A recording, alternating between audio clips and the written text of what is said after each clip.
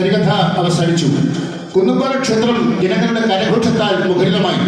സത്യദേവൻ വേഗം എഴുന്നേറ്റ് ഗുരുദേവന്റെ അടുത്തെത്തി. ഗുരുദേവന്റെ കാല് തൊട്ട് വന്ദിച്ചു.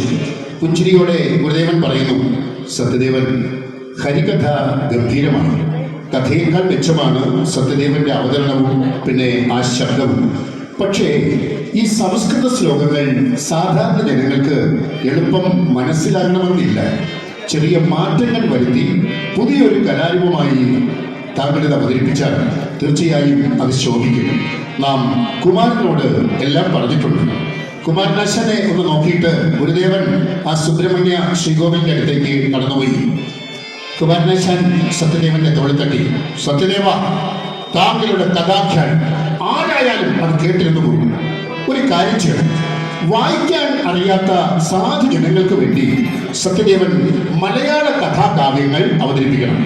കുമാരനാശാൻ തന്റെ തോളിൽ തൂക്കിയിട്ടിരുന്ന സഞ്ചിയിൽ നിന്ന് ഒരു നോട്ട് പുസ്തകം പുറത്തെടുത്തു. സത്യദേവ, ഇത് താങ്കളൊന്ന് വായിച്ചു നോക്കൂ, എന്നിട്ട് നമുക്കൊരു തീരുമാനത്തിലെത്താം. പുസ്തകം സത്യദേവന്റെ കയ്യിൽ കൊടുത്തിട്ട് കുമാരനാശാൻ ഗുരുദേവന്റെ അടുത്തേക്ക് നടന്നുപോയി. സത്യദേവൻ നോക്കി. ക്ഷേത്രത്തിന്റെ വലതുഭാഗത്തായി കത്തിച്ച് നാട്ടിയിരിക്കുന്ന ഒരു പന്തം. സത്യദേവൻ ഈ നോട്ട് പുസ്തകവുമായി ആ പന്തത്തിന്റെ അടുത്തേക്ക് ചെന്നു. എന്നിട്ട് മെല്ലെ ആ നോട്ട് പുസ്തകം നിവർത്തി. ജ്വലിക്കുന്ന അഗ്നിയുടെ വെളിച്ചത്തിൽ ആശാന്റെ മനോഹരമായ കൈപ്പടയിൽ എഴുതിയിരിക്കുന്ന ആ വാചകം ആശാൻ ഒന്ന് വായിച്ചു. സത്യദേവൻ ഒന്ന് വായിച്ചു. ചണ്ടാല ഭിക്ഷുകി. അതെ, ചണ്ടാല ഭിക്ഷുകി എന്ന കൃതിയുടെ കയ്യെഴുത്ത് പ്രതിയാണ് ആ ക്ഷേത്രമുറ്റത്ത് വെച്ച് ആശാൻ സത്യദേവന് നൽകിയത്. സത്യദേവൻ അടുത്ത താളം മറിച്ചു. ചണ്ടാല ഭിക്ഷുകിയുടെ ആദ്യ ഭാഗത്തെ വരികൾ സത്യദേവൻ മെല്ലെ വായിച്ചു തുടങ്ങി.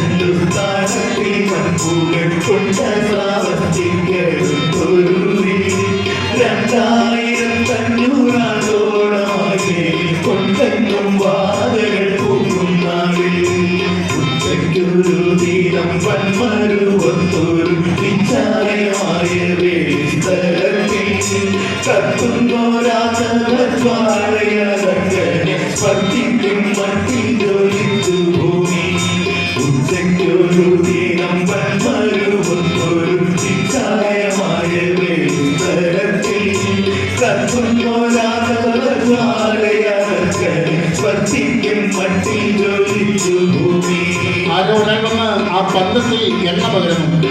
ആ പന്തം ശക്തിയായി ജ്വലിക്കുന്നു. ആശാന്റെ വരികൾ അഗ്നി പോലെ സത്യദേവന്റെ മനസ്സിലും പ്രകാശം തീർക്കുന്നു. എല്ലാം പറഞ്ഞ് സത്യദേവൻ ആ കവിതയിൽ മുഴുകി അങ്ങനെ നിൽക്കുകയാണ്.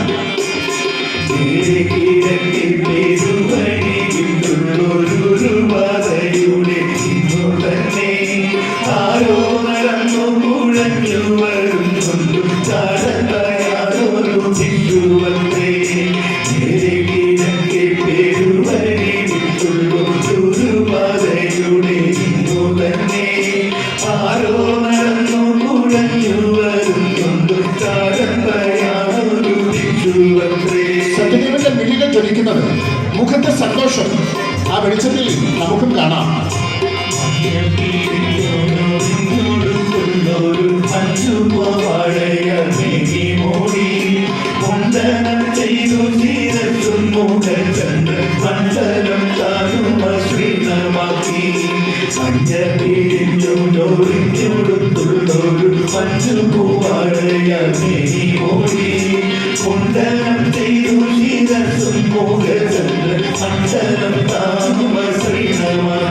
ഈ സമയത്ത് ഗുരുദേവനും കുമാരനാശാനും സത്യദേവന്റെ അടുത്തേക്ക് വന്നു. വായനയിൽ മുഴുകി നിൽക്കുന്ന സത്യദേവൻ ഇവർ വന്നോ എന്ന് പറഞ്ഞില്ല. ഗുരുദേവൻ കുമാരനാശാനെ നോക്കി ഒന്ന് ചിരിച്ചു. ഗുരുദേവൻ വിളിച്ചു, സത്യദേവ, സത്യദേവ. സത്യദേവൻ മുഖമുയർത്തി. സത്യദേവ, വായനവും പഠനവും ഒക്കെ നമുക്ക് നാളെയാവാം. നേരം പുലരാതായി. പുറപ്പെടാൻ ഗുരുദേവൻ തിടുക്കം കൂട്ടുകയാണ്. വാ, പോകാം. സത്യദേവൻ നോട്ട് പുസ്തകം മടക്കി. അനുസരണയുള്ള കുട്ടികളെ പോലെ എല്ലാവരും ഗുരുദേവന്റെ പിന്നാലെ കുന്നിൻപാറയിലെ ആ കുന്നിറങ്ങി അതാ നടന്നു പോകുന്നു. പിറ്റേ ദിവസം തോന്നയ്ക്കലിൽ കുമാരനാശാന്റെ വീടിന്റെ ദൃശ്യം അരങ്ങിൽ തെളിയുകയാണ്. ആ വീടിന്റെ ഉമ്മറത്തിരുന്ന് എന്തോ എഴുതുകയാണ് കുമാരനാശാൻ. വെട്ടിയും തിരുത്തിയും ഒക്കെ ഒരു കവിത, ഒരു പുതിയ കവിത രചിക്കുകയാണ്. സമയം സന്ധ്യയാകും. ആശാൻ പടിഞ്ഞാറൻ ചക്രവാളത്തിലേക്ക് നോക്കി. സൂര്യൻ അസ്തമിക്കുകയാണ്. അസ്തമയ സൂര്യന്റെ മഞ്ഞയും കടും ചുവപ്പും കലർന്ന രശ്മികൾ മരങ്ങളുടെ മുകളിൽ പ്രത്യേകമായ ഒരു ശോഭ തീർക്കുന്നു. കുറെ സമയം അത് നോക്കിയിരുന്ന കുമാരനാശാൻ മെല്ലെ കുനിഞ്ഞ് കടലാസിൽ എഴുതി തുടങ്ങി.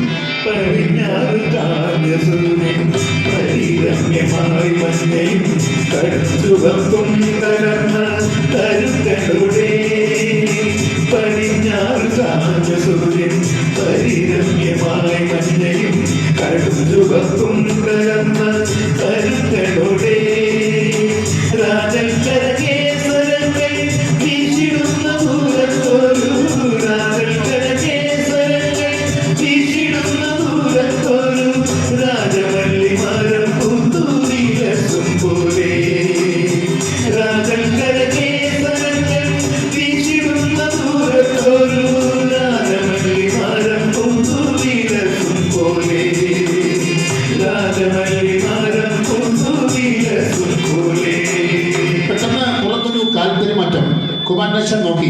അതാ ധൃതിയിൽ നടന്നു വരികയാണ് സത്യദേവൻ. സത്യദേവന്റെ കയ്യിൽ ആശാൻ തലേ ദിവസം കൊടുത്ത ആ നോട്ട് പുസ്തകവും മുറുകെ പിടിച്ചിട്ടുണ്ട്. ആശാന്റെ മുമ്പിൽ കിടപ്പോടെ വന്നു നിന്നിട്ട് മുഖമുറി ഒന്നും കൂടാതെ സത്യദേവൻ സംസാരിച്ചു തുടങ്ങി. ആശാനെ, ഞാൻ ഈ ചണ്ടാല ഭിക്ഷുകി 3 ആവർത്തി വായിച്ചു. അപ്പോൾ മുതൽ എനിക്ക് ഇരിക്കപ്പെടുന്നത് ഇല്ലാതായിരിക്കുകയാണ്. ഇത് എഴുതിയ ആശാനെ ഒന്ന് കാണണം, സംസാരിക്കണമെന്ന്. എത്ര മനോഹരമായ കവിതയാണ് ആശാനെ ഇത്! വിപ്ലവം സൃഷ്ടിക്കുന്ന ആശയം. ഈ ദുഷിച്ച ജാതി വ്യവസ്ഥിതിയുടെ കരണത്ത് ആശാൻ വാക്കുകൾ കൊണ്ട്, അക്ഷരങ്ങൾ കൊണ്ട് ഞാൻ അടിക്കുകയാണ് ഈ കവിതയിലൂടെ. കുമാരനാശാൻ നിശബ്ദനായി സത്യദേവൻ പറയുന്നത് കേട്ടിരിക്കുന്നു. ആശാന് ഈ സത്യദേവനെ നേരത്തെ അറിയാം. സത്യദേവൻ എന്ന നീലകണ്ഠൻ ഒരു ഹരികഥാകാരൻ മാത്രമല്ല, തമിഴ്നാട്ടിൽ പോയി സംഗീതം പഠിച്ച ആളാണ്. മലയാളവും തമിഴും ഗുജറാത്തിയും കന്നഡയും സിംഹള ഭാഷയും ഒക്കെ ഈ സത്യദേവന് ഒരുപോലെ വഴങ്ങും. മാത്രമല്ല, സത്യദേവൻ നല്ലൊരു കവിത ആസ്വാദകനും വിമർശകനും ഒക്കെയാണ്. സത്യദേവന്റെ സംസാരം തുടരുന്നു. ആശാനെ, ഇത് വായിച്ച പലരും എന്നോട് പറഞ്ഞത് മാതങ്കിക്ക് ആനന്ദ വിഷുവിനോട് പ്രണയം തോന്നിയത് കൊണ്ടാണ് വീട് വിട്ട് വിഷുവിന്റെ കാൽപ്പാടുകൾ തേടി പിറ്റേ ദിവസം പോയതെന്നാണ്. ഒരു മുൻവിധിയോടെ വായിച്ചത് കൊണ്ടാവും ആശാനെ. എനിക്കും ആദ്യ വായനയിൽ അങ്ങനെ തന്നെ തോന്നി. പക്ഷേ രണ്ടാമതൊന്ന് വായിച്ചപ്പോൾ ഒരു ഭാഗത്ത് എൻ്റെ മനസ്സ് കുറച്ച് സമയം ഒന്ന് ഉടക്കിപ്പോയി. അത് ഞാൻ വീണ്ടും വീണ്ടും വായിച്ചു നോക്കി. എവിടെയാണ്? കുമാരനാശാൻ സത്യദേവന്റെ മുഖത്തേക്ക് കൗതുകത്തോടെ നോക്കി. അതൊന്ന് വായിക്കും കേട്ടെ. സത്യദേവൻ ആ നോട്ട് പുസ്തകം നിവർത്തി. എന്നിട്ട് ആ ഭാഗം മധുരമായി ചൊല്ലിത്തുടങ്ങി.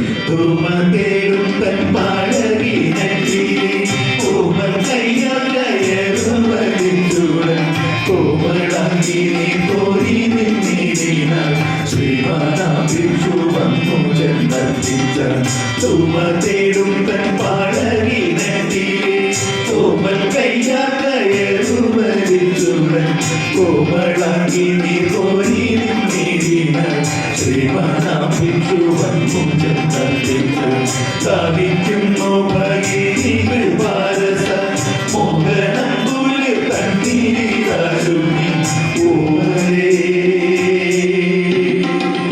ഓമലെ തരുതെന്നതു കേട്ടു രാമനോഹരിയം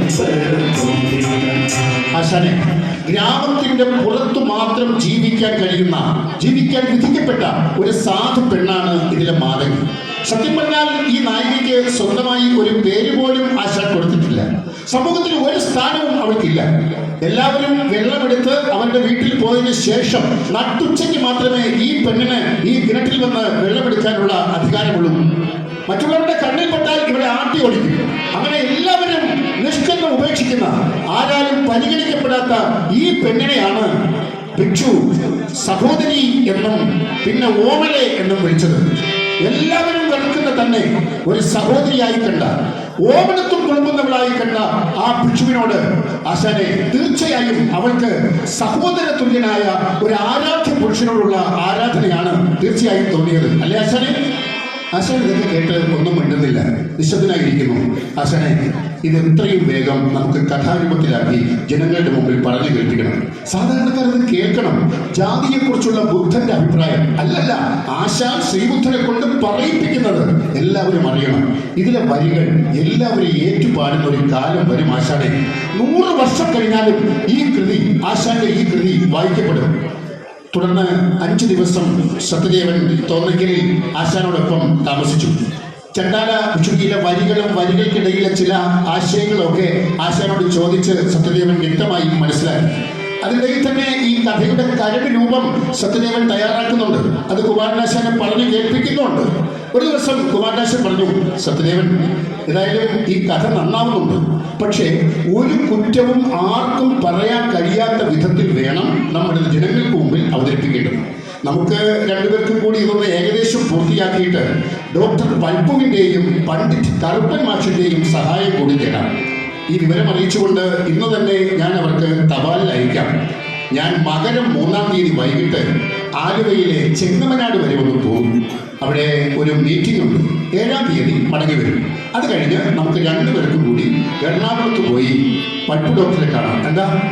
കുമാരനാശന്റെ ഈ വാക്ക് കേട്ടതും സത്യദേവൻ വല്ലാത്ത സന്തോഷമായി. ആത്മസൗഹൃദത്തിന്റെ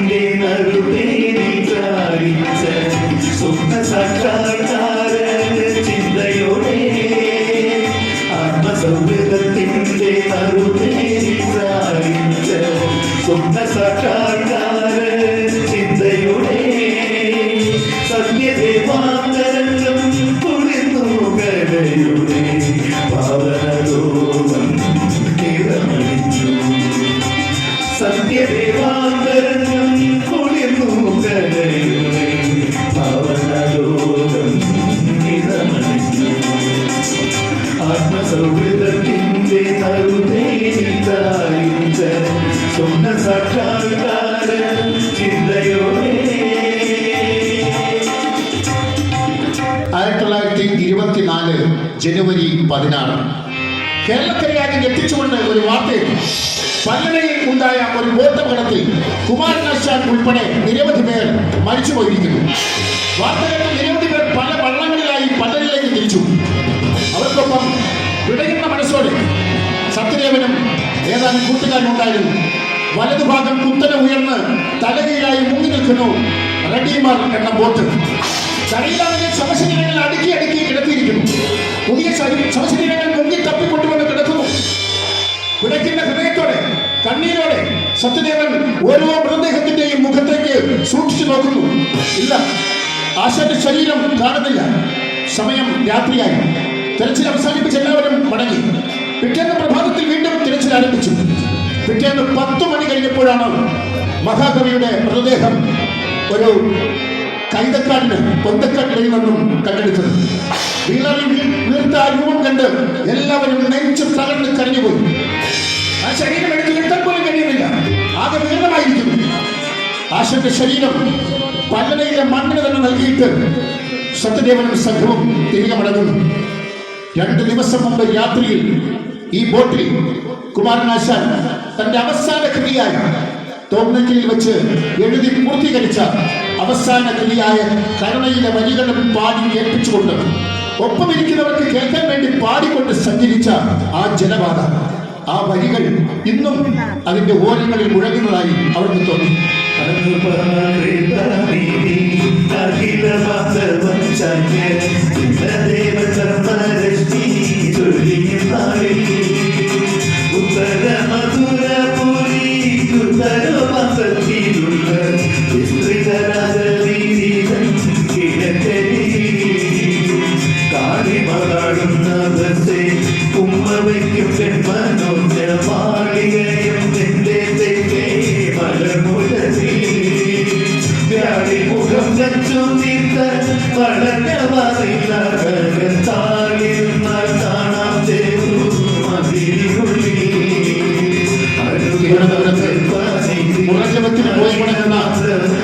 ബ്രാഹ്മണ ശ്രേഷ്ഠന്മാർ പോലും ആശാന്റെ നാവിൽ നിന്നും ഒഴുകിയെത്തിയ ഈ കവിത ഏറെ ആസ്വദിച്ചു. പക്ഷെ ഇപ്പോൾ ആശാന്റെ ശബദാഹം കഴിഞ്ഞ് മടങ്ങുന്ന സത്യദേവന്റെയും കൂട്ടന്റെയും മനസ്സിൽ ഒരു ഒരു ആശ്വാസം എന്നോണം തെളിയുന്നത് മനുഷ്യ ജീവിതത്തിനെ കുറിച്ച് ആശാൻ തന്നെ തന്റെ ആദ്യ കൃതിയിൽ പറഞ്ഞിട്ടുള്ള വീണഭൂമിൽ പറഞ്ഞിട്ടുള്ള ആ വരികളാണ്. ഇപ്പച്ചുമീരണഞ്ഞൊരു താരമാല ഉൽപ്പന്ന ശോഭമുദയാത്രിയിലെത്തിയും സൽപുഷ്പമേ ഇവിടെ മാഞ്ഞു സുമേരുവിന്മേ കൽപ്പദ്രുമത്തിനുടെ കൊമ്പിൽ വിരമില്ല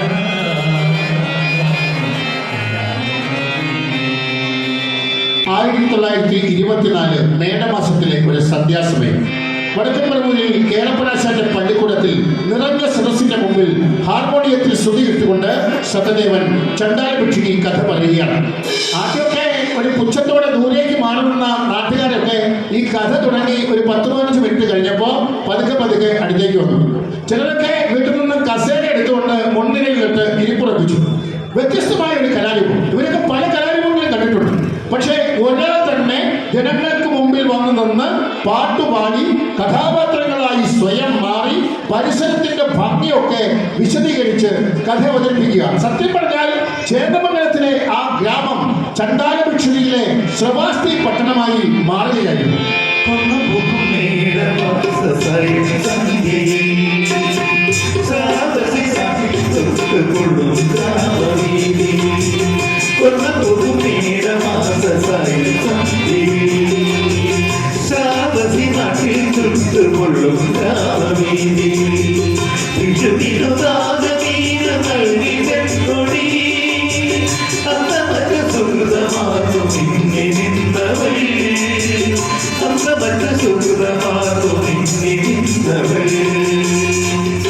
ആ പള്ളിപ്പുറത്തിന് മുമ്പിലെ കിണറ് ആളുകൾക്ക് ബുദ്ധഭിക്ഷു ജലം കുടിച്ച കിണറായിട്ട് തോന്നുന്നു.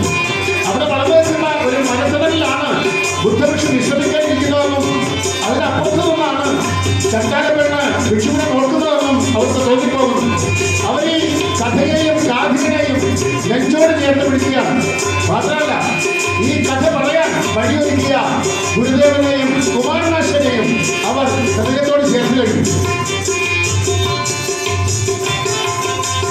നെഞ്ചിലെത്തി കഥ പറഞ്ഞ കാതികനെയും കവിത പാടി സ്നേഹമധുരം തീർത്ത കവിയെയും നെഞ്ചിലെത്തി കഥ പറഞ്ഞ കാതികനെയും കവിത പാടി സ്നേഹമധുരം തീർത്ത കവിയെയും കഥ പറഞ്ഞ പുതുചരിത്ര കഥകൾ തീർക്കുവാൻ പരിഹരിച്ച ശിവചരിത നായകനെയും കഥ പറഞ്ഞു പുതുചരിത്ര കഥകൾ തീർക്കുവാൻ പരിഹരിച്ച ശിവചരിത നായകനെയും കൊണ്ടതൊക്കും മേഘമാസ സ്വയം സന്ധ്യയിൽ ശ്രാവതി നാട്ടിൽ ചുട്ടുകൊള്ളും ഗ്രാമവീതി. കഥ അവസാനിച്ചു.